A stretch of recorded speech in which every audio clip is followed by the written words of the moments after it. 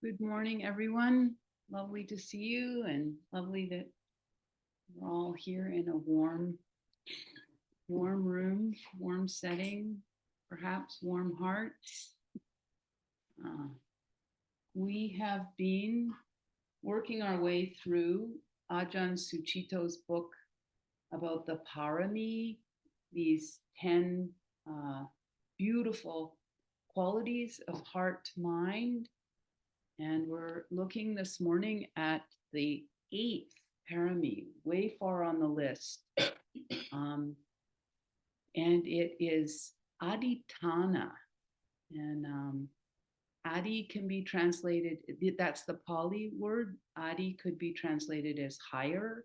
And thana is this idea of established, like a standing place, a foundation, like so coming from a higher standing place. And in English, this often gets translated as determination, can get translated as resolve. There's an aspect of it that could even be translated as wholehearted.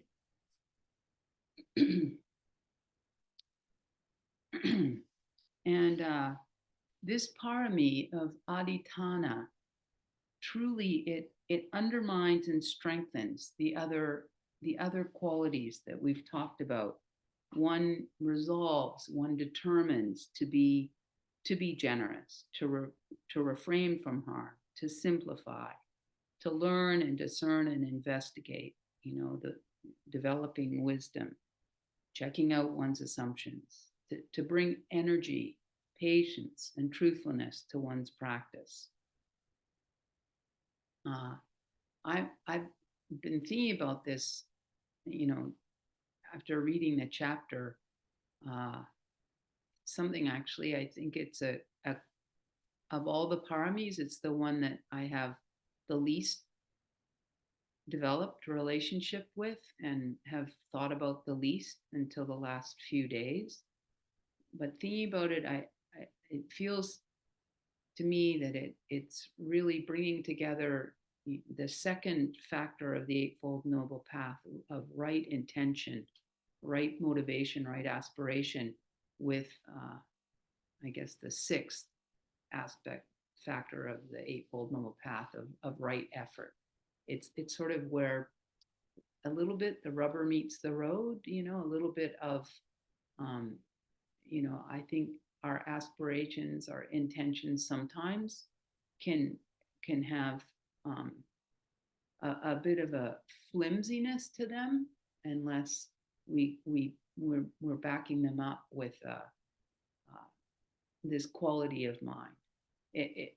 I've heard it described as a muscle of the mind that we're needing to develop as we're training our minds.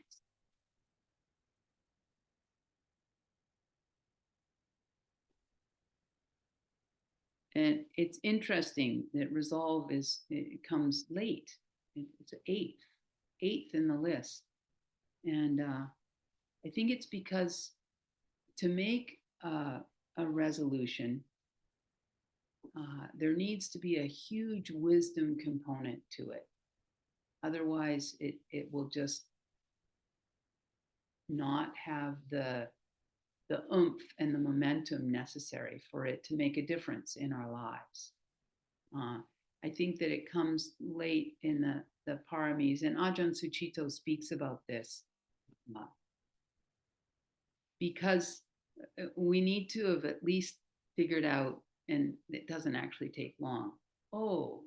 Training my mind is not an easy task, and it's not a 2-week online program. It's going to involve quite the commitment, quite the resolution, and it's going to have more momentum, more strength to it once we've sampled and we've practiced and we've seen the benefit of the beginnings of the gradual training, the earlier on parts of the practice of turning the mind more to the wholesome, developing generosity, starting to have that as a core value, starting to see as we meditate the impact of unskillfulness, and starting to clean up our act.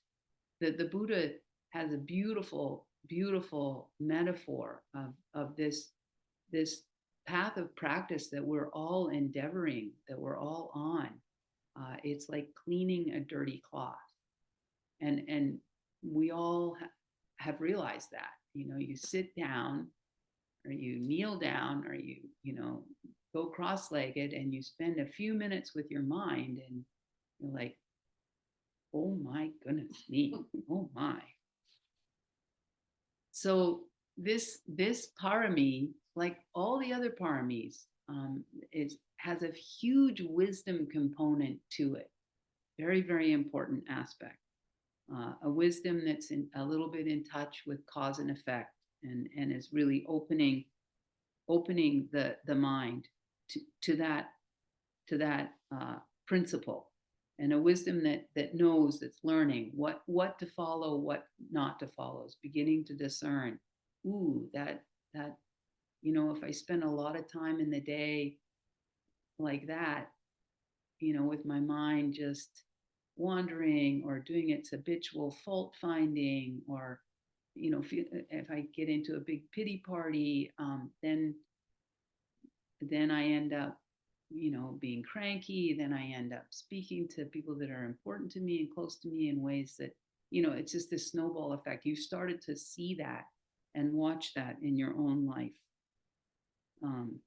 And the wisdom component that's begun to really deeply inquire, often, like throughout the day while you're meditating, like what's the mind doing, and what am I thinking? What's the content? Where am I placing my attention? Is this for my own benefit and for the benefit of others, the benefit of the people I live with, the people I really, really care about? So that's all what I was really gleaning from this chapter, from what Ajahn Sucitto's written. And then, frankly, I found the rest of the chapter not as helpful. I felt like he was talking a lot about his own adhitthānas, and for me, they were quite monastic oriented, and so I want to talk about something that I think, for me, is more pertinent to each of our lives, certainly to my life. And I think it's one of the reasons my relationship with adhitthāna is not very well developed, because this idea of determination, it's been very scary for me, difficult, because of all of my conditioning. I was, very competitive, classical musician, and been very aware of my performance orientation, and wanting to look good and be good, and my people pleasing, and I don't think I'm completely unique Westerner. We have a lot of conditioning around this, and so I want to explore this idea of adhitthāna by backing way up, and I'm going to just pop a question into the room, because I think a great place to start with this Pāramī, this quality of mind that it can be so helpful for us as we develop our spiritual practice, with the question about what was the Buddha's first teaching. If anyone's brave enough to answer that question, knows that. Great. So Corey's saying the Buddha's first teaching, yes, that there is suffering. Exactly. The Buddha's first sermon, the Dhammacakkappavattana sermon, is where he lays out the Four Noble Truths, which the fourth of the Four Noble Truths is the Eightfold Noble Path. This is suffering. This is the cause of suffering. That suffering can be, we can be completely released from it. There is a cessation to this suffering because of the cause, which is our own delusion and ignorance.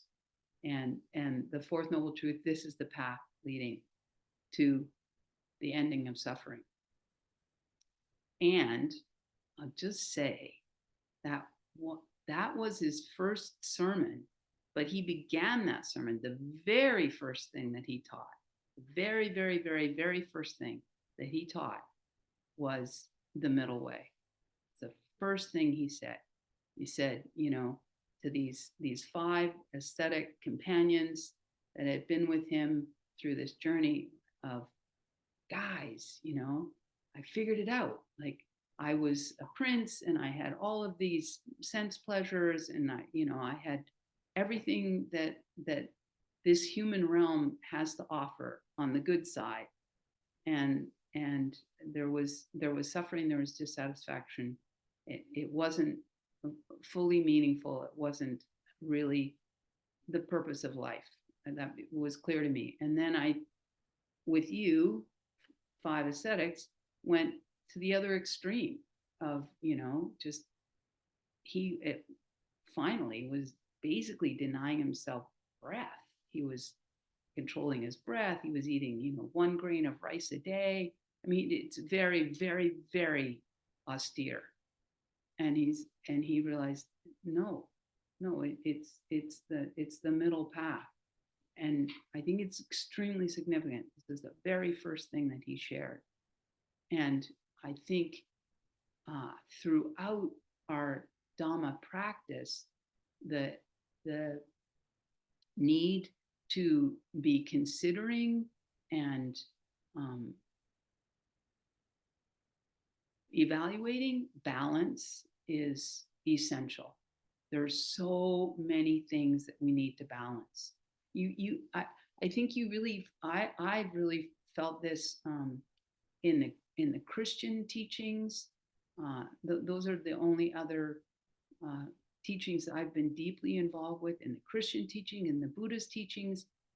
And I would imagine other wisdom teachings, other spiritual teaching, this idea, this phenomena of paradox is sort of a hallmark of spiritual practice. There's all these paradoxes. There's all, Jesus talks about the first shall be last, that constantly there's all these paradoxes in the spiritual life. And so there is this paradox of the adhitthāna, like not holding back and not getting tight. At one point, there's a deva comes down, and the devas can see, the devas know. The Buddha is fully enlightened. They can see it from their realm. And there's so many descriptions of the Buddha having these interactions with devas. And at one point, a deva comes down and basically like, man, how'd you do it? And the Buddha is like, by not halting and by not straining. And for me, this is where, with my Western, sorry for that, there's probably a better way to talk about it, individualistic, capitalistic, consumerism conditioning. For me, this has been a fruitful area of exploration of picking up the adhitthāna, the idea of determination, couching it in this idea of the middle way, and of not halting and not striving, not holding back, but not straining. It's a sweet spot, and I think it's something that we have to, anything with balancing, any athlete knows, it takes constant, if you're balancing something, in your hand, you're constantly interacting with it. You're constantly adjusting it.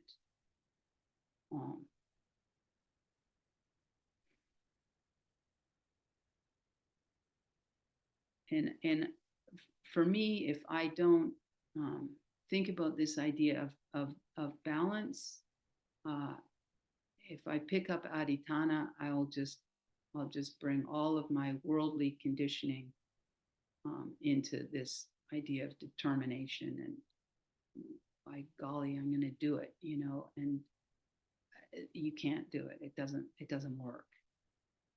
It's got a very, very different flavor to it.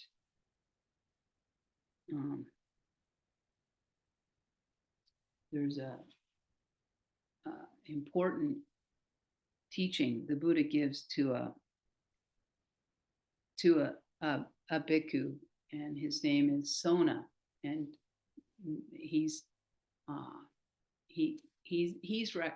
to me, he's someone we can relate to, who's kind of got this fierce adhitthāna spirit, and he's been doing walking meditation, and he considers himself the most energetic, like, so there's a little bit of a comparing, competitive, and that can come in too, like, I'm going to sit longer than, I'm going to get up earlier, like, no, I don't think that is a beneficial way to think of adhitthāna.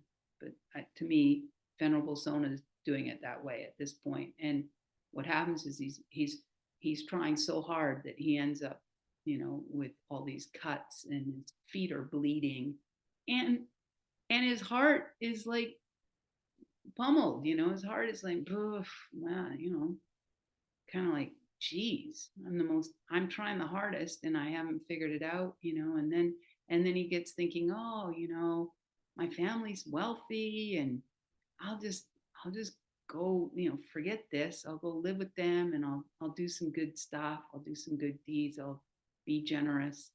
And thankfully, the Buddha, it's in the time of the Buddha knows that this is what's happening for this poor guy. He's sincere. He's trying, but he's off balance. And so the Buddha appears before him. And this is Anguttara Nikaya 6, the 55 sutta. And so, like, kind of in the middle of it. Sona, this is the Buddha speaking. Sona, when you were alone in seclusion, didn't the following course of thought arise in your mind? I'm one of the Blessed One's most energetic disciples, yet my mind has not been liberated from the taints by non-clinging. Now there is wealth in my family, and it's possible for me to enjoy my wealth and do meritorious deeds.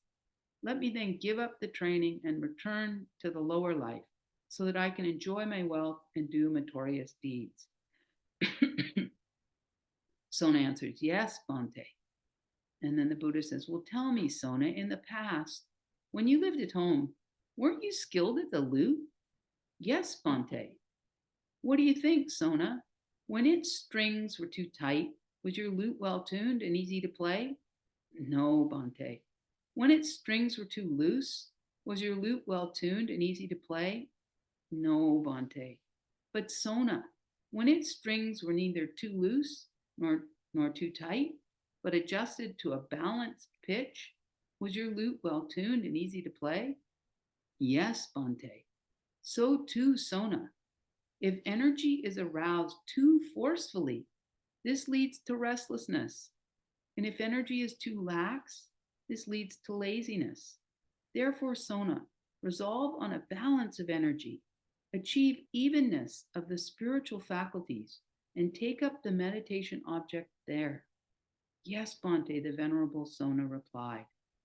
When the Blessed One had finished giving the Venerable Sona this exhortation, just as a strong man might extend his drawn-in arm or draw in his extended arm, the Buddha disappeared in the cool grove and reappeared on Mount Vulture Peak.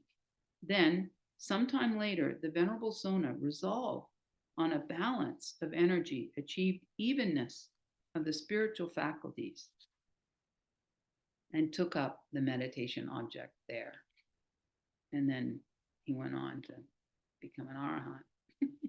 Yay.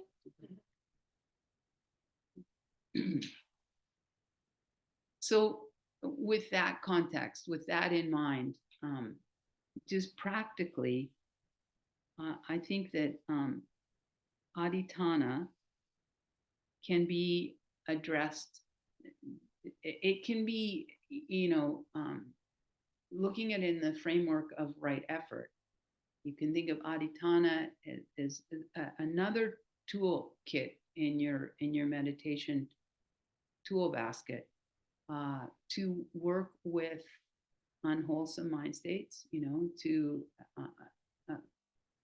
address, even play with things that we're not wanting to be doing as much anymore, for lack of a better term, bad habits. And then you can think of adhitthāna as a tool that we can use in our toolkit for the other half of right effort of cultivating, for lack of a better, good habits, cultivating wholesome states of mind, cultivating meditation practice. And using adhitthāna for addressing unskillful habits of body, speech, and mind. The Buddha is counting on us, being those with little dust in our eyes, those that have heard the Dhamma in this lifetime, that see preciousness in it and have had a heart's response. Buddha's counting on us, falling in the wise person category here in the Dhammapada, when he says, if by giving up a lesser happiness, one could experience greater happiness, a wise person, all of us, hopefully, will renounce the lesser to behold the greater.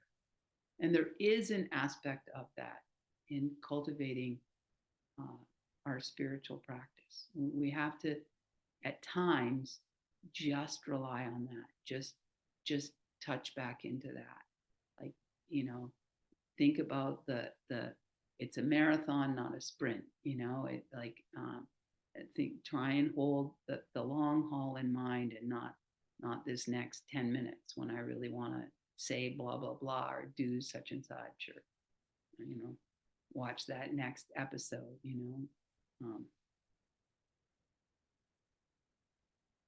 So practically, I think we can use adhitthāna, this idea of like resolve. I think of the second factor of the right of the Noble Eightfold Path, right? Intention is kind of like the life vision mission statement, and then thinking of the sixth part of the Noble Eightfold Path, right effort, and where we can bring in this tool, this muscle of adhitthāna as our action plan for those that have business backgrounds. Mission statement, vision statement for the life. That's my right intention, and right effort. That's my action plan. We kind of roll up our sleeves and try and get practical. So just 3 quick things for the dealing with the unskillful. We can you can get very practical and think, I don't want to swear anymore, or I want to cut down on how much I'm drinking coffee, or I want to spend less time on my phone, or I want to stop complaining about the weather. I mean, it can be very little, it can be very simple, or it could be bigger. I want, for me, a big one was I want to stop drinking alcohol, and that wasn't an easy thing to do at that point in my life. 3 quick things that we can use adhitthāna with is, one is you could build in some accountability. That can be very, very practical. That got built in for me. I had an office mate in the last job I was in, and then it was, became public that I wanted to leave lay life and become a nun. And my dear office mate was like, well, you need to stop swearing if you want to be a nun. And then she started a swearing tab tab on her desk every time I swore it. She'd do a, you know, yeah. So, so you can do your own accountability, and sometimes you can have a really good friend that will help you. You know, and we can do that for one another. It's very, very helpful. Very, very, very helpful. And the second thing is, you sometimes it can be practical if you've got something, you can just replace it with something that's a little bit less coarse. Like if you're trying to spend less time on the screen, maybe you replace it with reading. Something that's a little bit less coarse. You can replace. And I think the third thing, and maybe the most important, if you're trying to deal with some unskillful tendencies of the mind, or body, or speech, is to really start to actively cultivate a metta practice for yourself, where there's just a lot of safety and a lot of acceptance, and a lot of attentiveness. And then sometimes some of the driving forces of some of our bad habits might be able to get in touch with them. Like, oh, I tend to judge other people because I'm really judging myself a lot, and there's a lot of not acceptance of parts of myself not yet attended to. And that can be very fruitful. And the second half of right effort, cultivating the wholesome.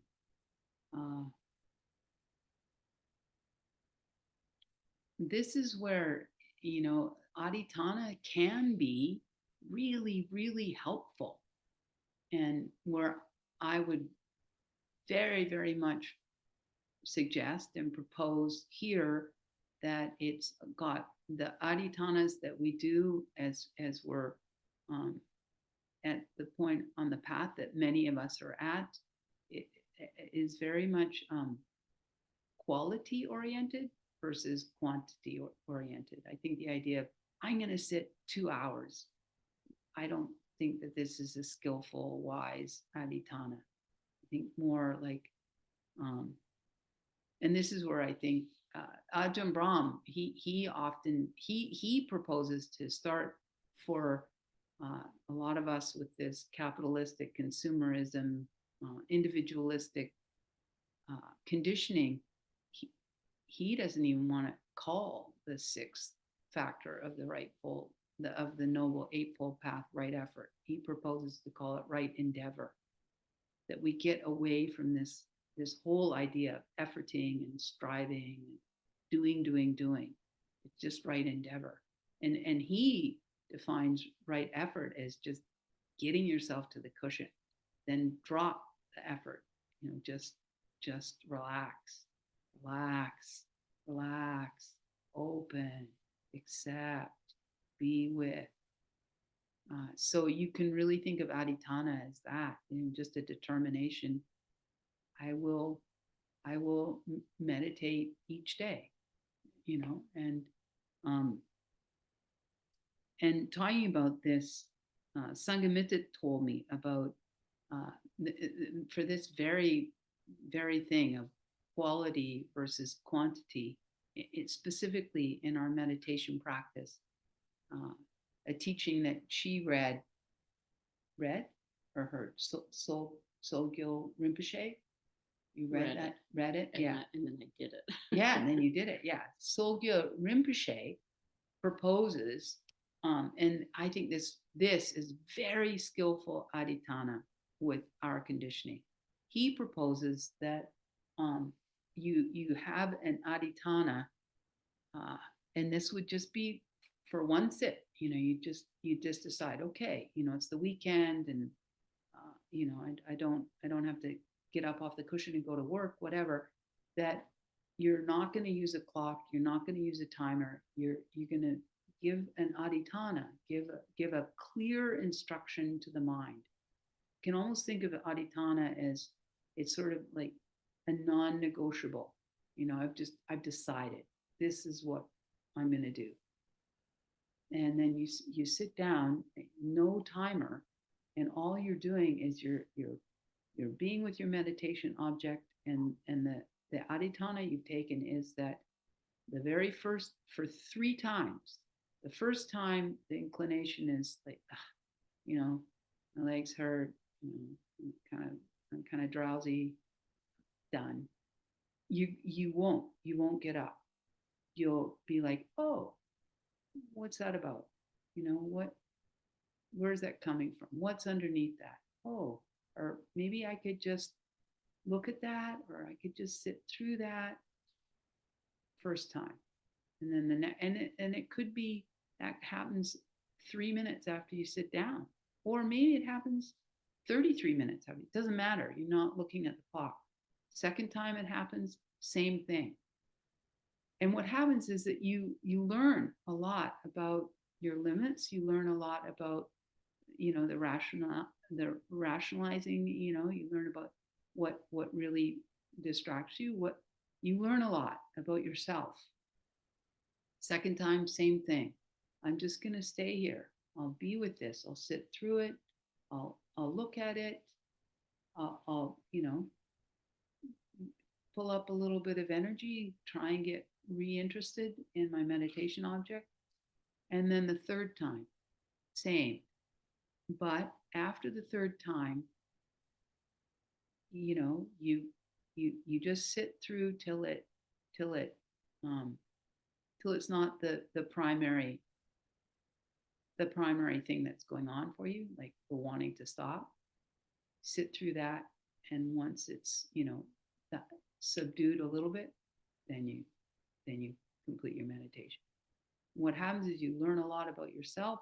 You probably push yourself past some limits, but to me in a very skillful, not forceful way. And you end having worked through that third time. You don't end with oh, thank goodness that's over. You end with, interesting. I think that is a very, very skillful practice, and very much encourage all of us to do it.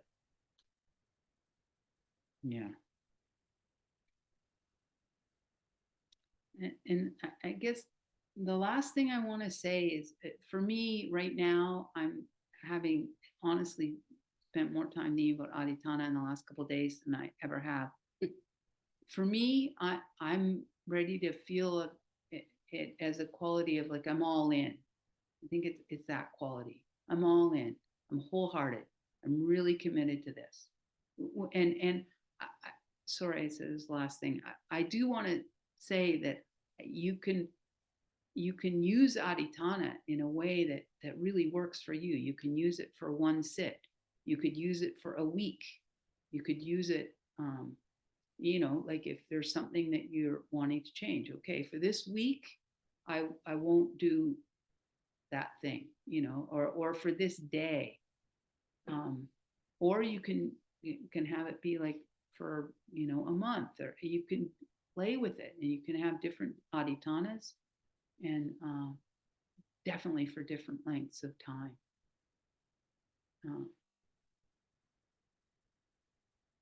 But this idea of I'm all in, I listened to a talk about adhitthāna by a Dhamma teacher that's in the Bay Area, named Eugene Cash. And he had he brought something very beautiful in, I thought, and it was this idea of these different centers in the body. You've got your belly center, you've got your heart center, you've got your brain, and these two are not really separated in the Buddha's teachings that we're looking at. The heart brain, like the heart mind this is one. Another interesting exploration. I think that he was speaking to a population that wasn't so fragmented. But the idea of these different centers, I thought, was another useful framing for thinking about how we can work with adhitthāna. You know, that the belly center is kind of like the I can do this, you know, kind of a like the coach, you know, you can do it, you know, you've got this, you know, and then the heart is like this is important, you know, there's a devotion, like I'm all in. I believe in this. Like this is very worthwhile. And then the brain is like being quite discerning and practical. And I thought that also was useful. So I just want to end this ramble with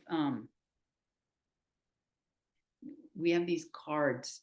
Sanghamita got them somewhere, and it's like, oh, let's use these. And so they're on our kitchen table, and we're reading one each day. And the one on adhitthāna, honestly, I think some of the wordings of these are very, very useful. And so, and Sanghamita always does it with a voice. She goes, pause. What's important now? Anyway, so that's the front of the card. Pause. What's important now? And this is just someone's interpretation, but I thought it was it resonated for me. So adhitthāna, resolution, recognizing the potency of a firm heart. I aspire to hold intentions that are enriching and to ward off vacillation on one hand and forceful goal seeking on the other.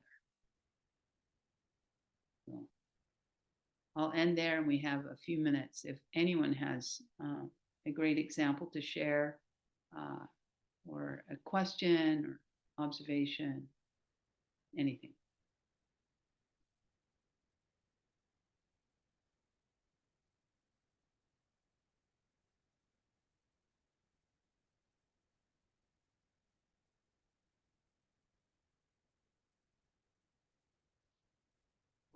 I have a great example. Yes, you do.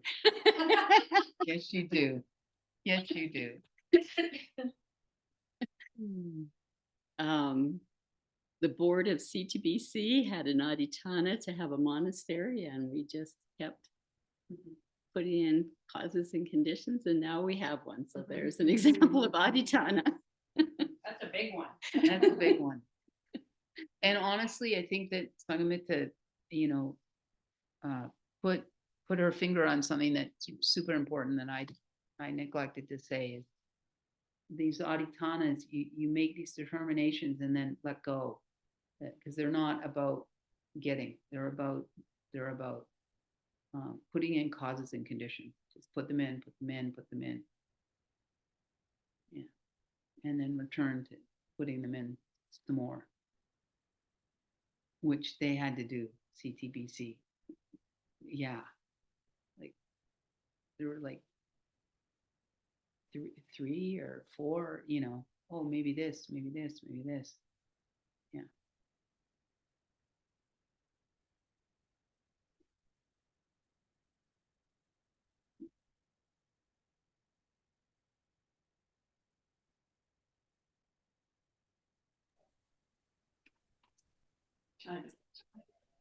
I might have a small one.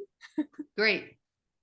I'm with Sakudita Canada, and we've got this bursary program we're trying to get up and running, and we have not had any applications this year, although we've had donations. So I guess it's the same thing as to have resolved to start this up and then just let it happen. Yeah. And also a shameless plug, if you're interested, we have a website. So Excellent. I'm not sure if that's quite right, but anyway, it's a shot. $500, go to workshops, study. It's all there for ladies. Thanks. Who's speaking? Which one? Sharon. Okay, Sharon, with the draw with. Yeah. Thanks, Sharon. You're welcome. Huh. I might apply. I will. feel like I have lots of, I don't know, I am a 1 on the Enneagram, which is the shortcut. The title is perfectionist. I feel like I have a lot of experience working with, I don't know, adhitthāna and trying to unwind some of that. And the question that I think the shortest summary for me is that I'm trying to answer the question, how do I want to show up instead of what do I want to achieve? You know, and really, how do I want to show up helps me show up, you know, repeatedly oriented, but unhooks me from the results, from an end goal, from something like that. And yeah, I also have a lot of life experience grounded in, I was a competitive runner and did a lot of hiking. And so often those are just the places where those tendencies can be most gross and obvious and easy to see. And so I have spent years at this point watching like what's creeping in, like how is the ego coming in? Because I know that I enjoy those activities when I can just show up, but it's what am I measuring? How am I evaluating this? Like how have I taken away one way and put something else in? Totally. So, you know, backpacking, getting there at the time that I estimate, not the fastest, but at, you know, whatever it is. And so, yeah, I think just turning my attention to like, what are all of those egoic, achievement-oriented things that are creeping in, and how can I weed them out and reorient back to like, no, how can I just show up? Feels like it brings me back to the essence. So I think what adhitthāna is pointing to in terms of what's the value of applying myself with, and also how tricky it is to do that for me without the ego just weaseling in there and taking over.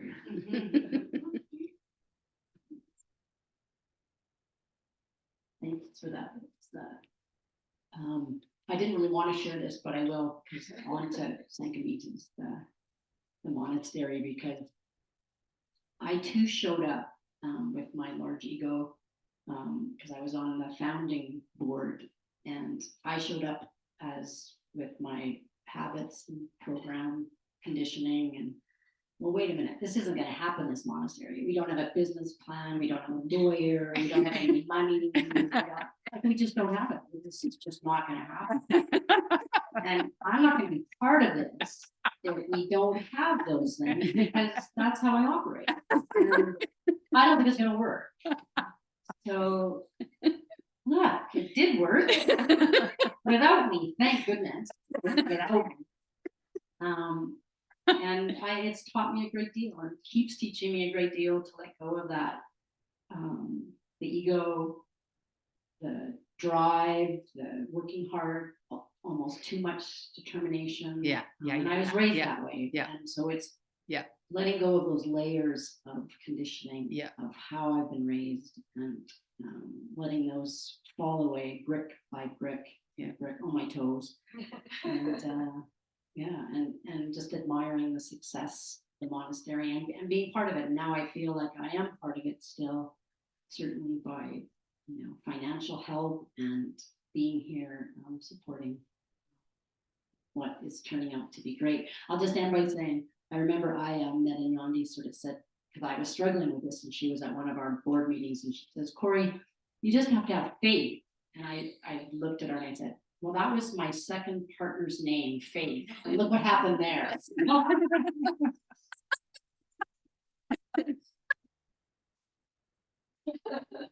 She's my best friend.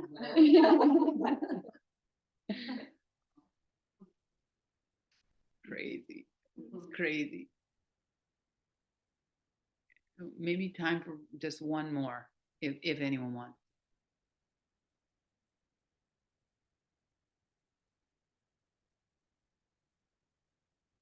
Can say something a little off topic. Go for it. How about the save on cards? So I just want to be grateful to Corey because Yes. she pushed us. I'm just still emotional about the monastery. She pushed us to get a legal designation. You know, our place is now a cultural establishment.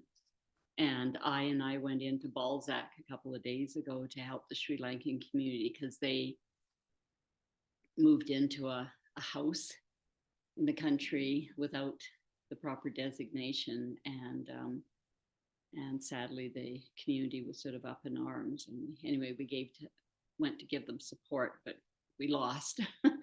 So thank you for that. Yeah, I second, third, fourth, fifth, sixth that. Yeah. Sorry. Yeah. Beautiful. So great. And yeah, I think it's lovely us all talking about, you know, there's, for many of us, there's been too much determination. But to try and approach this aspect of cultivating our spiritual practice where we don't, what I've done is just, you know, and I think lots of us do that, like, oh, I just won't have any goals. And that's not the answer, because that's again, that's not the middle way. That's, you know, I've been too goal oriented, so now I'll just, you know, sit here. And that we need to find a way to, like Anagarika Bethany was talking, a way to engage with this aspect of the path in a very, very different way, and it is possible. Right. So we'll end here. And we're doing mudita. Oh, we didn't give enough time. Let me check in with everyone. If we do mudita, it will be like 5-10 more minutes. That's gonna be. Is that all right for Sarah and Sharon? Okay. Yes. And sorry, I would have ended earlier. Sorry. Okay, great. So we'll do mudita. So everyone just start thinking of something that they would like to share that they've that's brought them joy in their life, and then we can all celebrate. This is a sharing the joy. It's the quickest way to uplift the mind, turn the mind to mudita. You know, you may be in the depths, but not everyone else is. And we tend to think that, you know, when we're down, everything can get kind of bleak. So mudita. If anyone would like to start, we'll just have you raise your hand. Oh, it's Sharon. I Great. can't raise Sharon. my hand. Oh, great. Yeah, online, sorry. I Great. was just sitting here, just really enjoying being in the basement and chuckling and meditating. So thank you so much. It's really wonderful to have these teachings. So thanks. Great. I'm happy, giggling. Mudita, monastery mudita. Beautiful. Sarah, would you be? Yeah, well, I'm sitting in my study looking out into my yard, and the sun has come out, and I always watch all the bird action, and I've been too often sitting here being mad at the magpies for taking all the peanuts that I put out for the blue jays. And we found a feeder that's like a ring of wire, and smart birds can pluck the peanuts out of the wire wreath, and the blue jays had figured it out, and they actually now kind of give each other turns. So I've got magpies and blue jays eating my peanuts, and now I don't have to learn to love the magpies. So the birds give me a lot of pleasure. Clearly. So great. Thank you so much for sharing. Okay, we'll come to the room now. I'm gonna go like this. Go here. Grateful just to be here today and home safely. Mm. And just the fact that both Lori's and my parents are doing well. Grateful for that nothing happened while they Oh were away. yeah. Much mudita. I'm grateful for the drive down from Edmonton. And marveled at the snow on the trees. It was beautiful to me. It was all the fluffiness of the snow, and it was just really nice to see on the drive. I'll echo what Corey said, to be back, and also just to be here today. And I was a bit tired because I went to see my dad when we got back, and I was like, oh, okay, I got up this morning. I'm so happy I did. But well, my joy came from just seeing my dad and taking him out. He was able to go on a little tour in Pinoca where he used to live and see the people in his lodge, and I was the chauffeur for the day. So that brought a lot of joy. Lori, what's your dad's name? Harold. Harold. I have been actually really enjoying the extra cold weather, and really, like watching the river, like, you know, look like it's steaming because there's so much air temperature difference. And I think that this is very much tempered by the fact that I'm leaving. informed by the fact that a week from now I'll be on my way there. That's just also not my favorite environment, but just feels really charming right now. So the joy of permanent.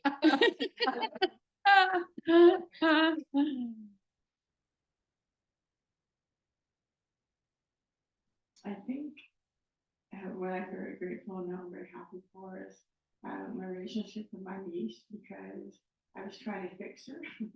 I thought I could give her all my wisdom and help, and now I realize it has to come on her terms. But I've identified my role, what I didn't think I was doing, but now I realize what I was doing, and that's helped mold things a little differently for me, and a better understanding. And also having this now as a monastery is such a thrill, and re-incentivized me for my practice, and so I'm very grateful for that. It was kind of going downhill, so.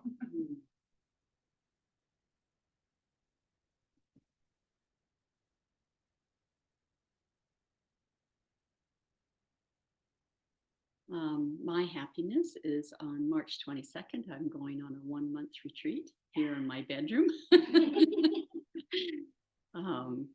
So I'm really looking forward to having this opportunity to really deepen my practice. I have a lot of mudita right now for I just have so much mudita for everything, but so I could single out right now Beth Upton. I've been watching lots of her YouTubes, and she's definitely the object of my metta meditation, and I feel so blessed, yeah, that I have access to her teachings. Yeah, and I have more, but I'll stop. Okay. May the merit of our practice be shared with all sentient beings, named and unnamed. Please, Blair. Ruth. Dan.